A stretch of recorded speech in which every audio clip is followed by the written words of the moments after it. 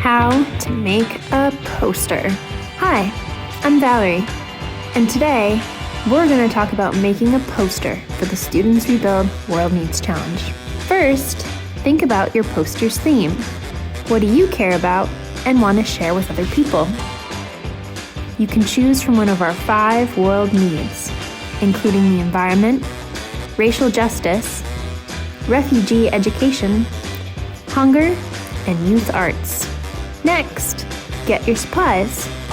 You can use any supplies you like for this project, like paper, cardboard, pens and markers, old magazines for collage, computers for digital art, photography, paint, and more.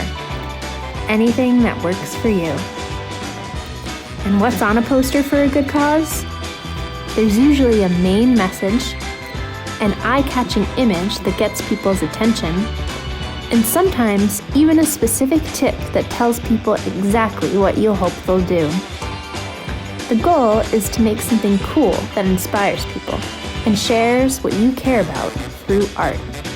You can also make murals, signs, buttons, t-shirts, and more in addition to posters. We can't wait to see what you create!